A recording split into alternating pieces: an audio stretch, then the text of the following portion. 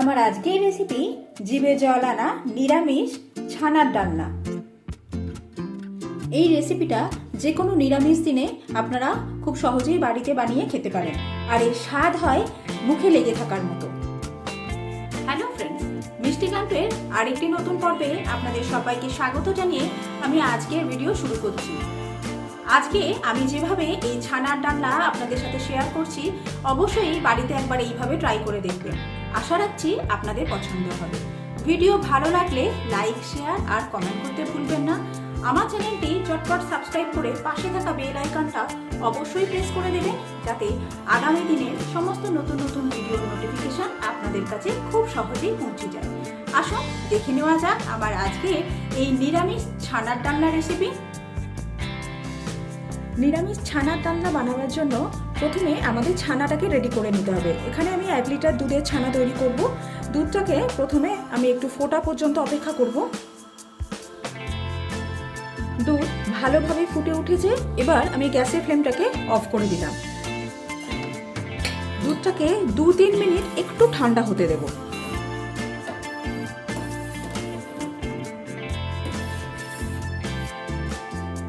এবার এখানে আমি 3 টিস্পুন ভিনেগার নিয়েছি, এটাকে অল্প অল্প করে এই দুধের মধ্যে ঢালতে থাকবো।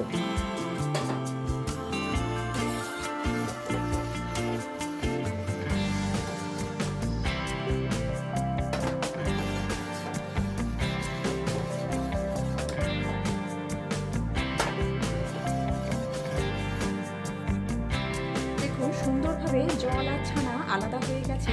এবার ছানাটাকে আমি জল থেকে আলাদা করে নেব। এইভাবে আমি একটা বড় পাত্রের উপরে একটা স্ট্রেনার নিয়ে নিয়েছি, এর উপরে একটা পরিষ্কার সুতির কাপড় দিয়ে দিলাম। এবার ছানাটাকে এর মধ্যে ঢেলে দিচ্ছি।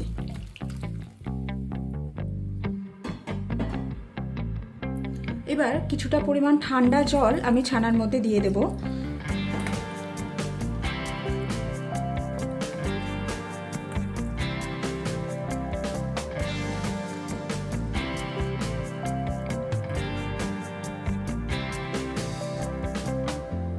এবার ছানাটার এরকমভাবে একটু জলটা চেপে নেব ছানা থেকে, যাতে বাড়তি জলটা ভালোভাবে ঝরে যায়।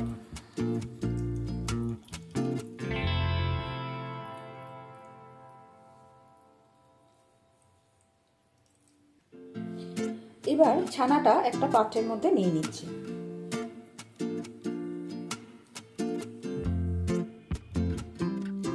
ছানাটা হাত দিয়ে প্রথমে একটুখানি ভেঙে নেব। এবার এর মধ্যে কিছু মশলা অ্যাড করব।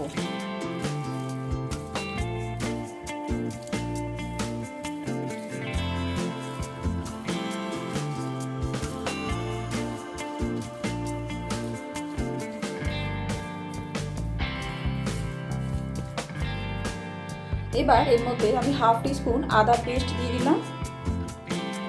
পরিমাণ মতো নুন দিয়ে দিচ্ছি।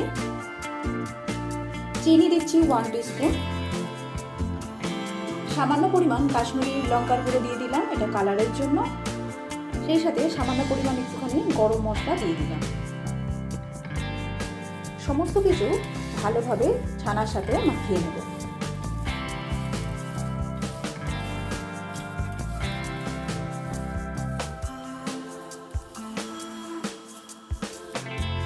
সমস্ত কিছু খুব ভালোভাবে মেশানো হয়ে গেছে। দেখুন ছানাটাকে যখন এইভাবে একটা শেপ দিতে চাইছি, মানে একটা মন্ডের আকার করছি, তখন ছানাটা এইভাবে মন্ড হয়ে যাচ্ছে। এবার এর মধ্যে আমি 1 টিস্পুন ময়দা অ্যাড করে দিচ্ছি। ময়দাটা এই জন্য অ্যাড করলাম যাতে ছানার বলগুলো যখন আমি তেলে ভাজবো তাতে ভেঙে না যায়। অনেক সময় ছানার বলগুলো তেলে দেওয়ার পরেই ফেটে যায়, ভেঙে যায়, সেটা যাতে না হয় তাই ময়দাটা দিয়ে দিলাম। ময়দাটা দেবার পর আবারও একবার ভালোভাবে মিশিয়ে নেব।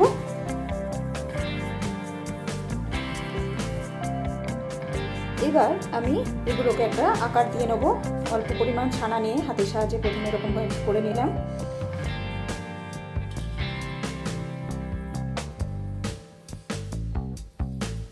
একটা গোলার আকার নিয়ে এটাকে একটু প্রেস করে দিয়ে এরকমভাবে টিকিয়ার আকার করে নেব।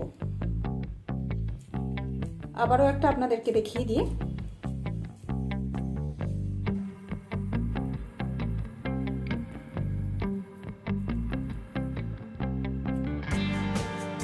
দেখুন ঠিক এইভাবে তৈরি করে নিতে হবে। সমস্ত ছানার বলগুলোকে তৈরি করে নেওয়া হয়ে গেছে।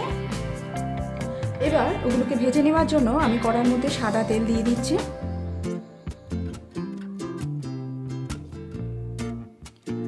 তেল ভালোভাবে গরম হয়ে গেলে এবার বলগুলো আমি তেলের মধ্যে দিয়ে দিচ্ছি।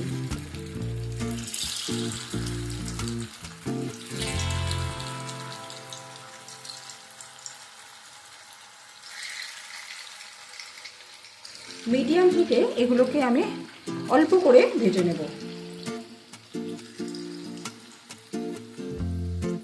এক পিঠটা একটু হতে দেবো, তারপর এগুলোকে উল্টাবো। খানিকক্ষণ পরে আমি এগুলোকে খুব সাবধানে উল্টে দেব।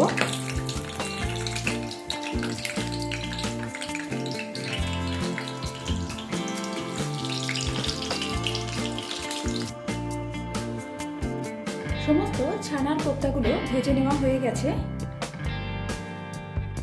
রান্নাটা শুরু করার আগে এখানে কিছু মশলা বানিয়ে নিতে হবে। এখানে একটা বড় সাইজের টমেটোকে ছোট করে কেটে নিয়েছি, এটাকে একটা মিক্সার জারের মধ্যে দিয়ে দিলাম। এবার কিছু আদা কুচি এতে দিয়ে দিচ্ছি। অ্যাড করে দিচ্ছি 4টে কাঁচা লঙ্কা। এবার এতে 1 টিস্পুন চার মগজ অ্যাড করে দিচ্ছি। এখানে 5টা কাজু অ্যাড করে দিলাম। চার মগজের বদলে আপনারা পোস্তও ব্যবহার করতে পারেন। অল্প জল অ্যাড করে এর একটা ফাইন পেস্ট বানিয়ে নেব। এখানে আরেকটা মশলা আমাদের তৈরি করে নিতে হবে। একটা ছোট বাটির মধ্যে আমি দিয়ে দিচ্ছি 1/2 টিস্পুন হলুদ, 1 টিস্পুন ধনে গুঁড়ো অ্যাড করে দিলাম, 1 টিস্পুন জিরে গুঁড়ো দিয়ে দিচ্ছি, 1 teaspoon Kashmiri red chilli powder দিয়ে দিচ্ছি। এবার অল্প পরিমাণ জল অ্যাড করে একটা পেস্ট বানিয়ে নেব।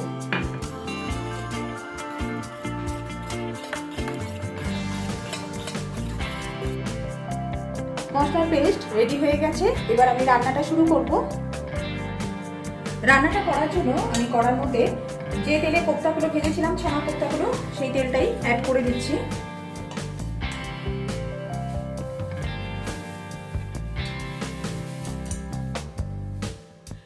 এই মশলার পেস্টটার মধ্যে আর একটা জিনিস আমার অ্যাড করা হয়নি, সেটা হলো এখানে 1/2 টিস্পুন আমি মৌরি গুঁড়ো অ্যাড করে দিচ্ছি।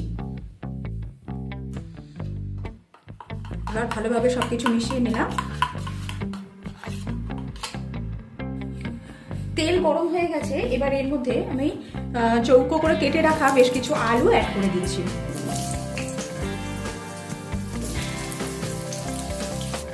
আলুটা দেবার পর সামান্য পরিমাণ নুন অ্যাড করে দিলাম, যাতে আলুতে নুনটা যায়। এবার আলুটাকে একটু লালচে করে ভেজে নেব।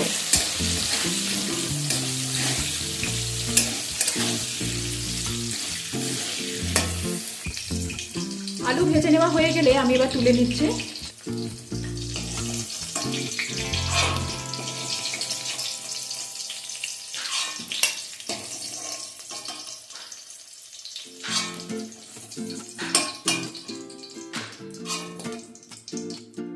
এবার এই তেলের মধ্যে কিছু গোটা মশলা অ্যাড করে দিচ্ছি। 2টো তেজপাতা, একটা গোটা শুকনো লঙ্কা, 3টে মুখ ফাটানো ছোট এলাচ অ্যাড করে দিলাম, আর সেই সাথে অ্যাড করে দিচ্ছি 2টো দারচিনি।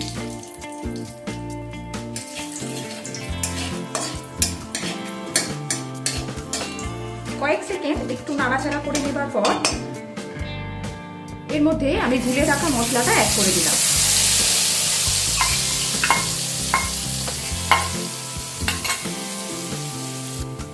মশলার বাটি ধুয়ে সামান্য পরিমাণ জল দিয়ে দিলাম। এবার মশলাটাকে ভালোভাবে কষিয়ে নিতে হবে।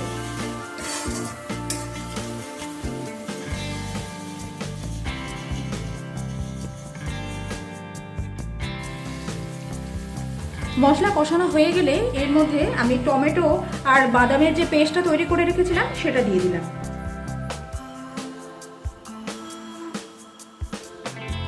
এবার মিক্সি ধুয়ে কিছুটা পরিমাণ জল দিয়ে দিলাম। এবার খুব ভালোভাবে আমরা এটাকে কষিয়ে নেব। এই সময় আর একটা জিনিস আমি অ্যাড করে দিচ্ছি, একেবারে পরিমাণ মতো নুনটা আমি এর মধ্যে দিয়ে দিচ্ছি।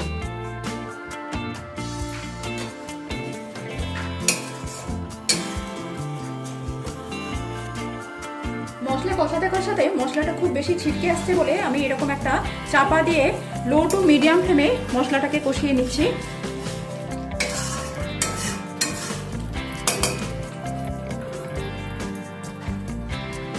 মশলা কষানো হয়ে গেলে এর মধ্যে আমি ভেজে রাখা আলুগুলো দিয়ে দেবো।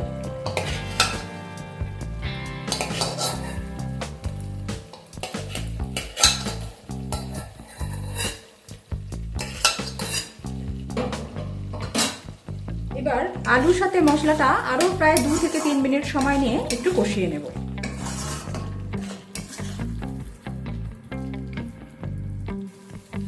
3 মিনিট ধরে সমস্ত কিছু কষিয়ে নেবার পর এর মধ্যে আমি গরম জল অ্যাড করে দিচ্ছি।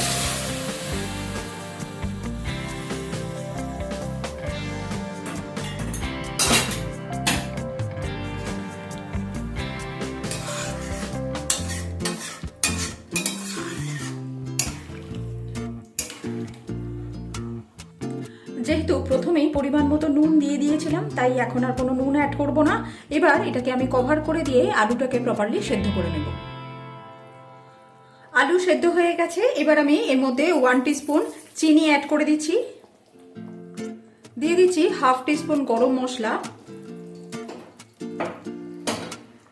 একবার ভালোভাবে মিশিয়ে নিচ্ছি।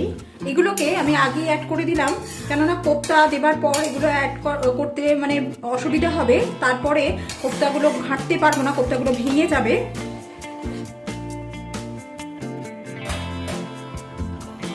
এবার এর মধ্যে আমি ছানার কোপ্তাগুলো দিয়ে দিচ্ছি।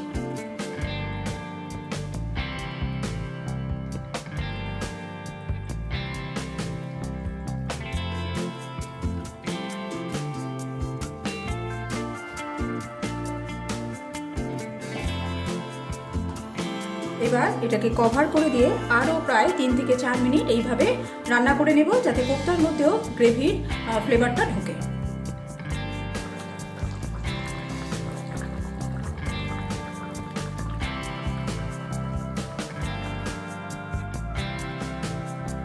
চার মিনিট পরে আমি গ্যাসের ফ্লেমটাকে অফ করে দিলাম। তৈরি হয়ে গেছে একদম অনুষ্ঠান বাড়ির মতো নিরামিষ ছানার ডালনা।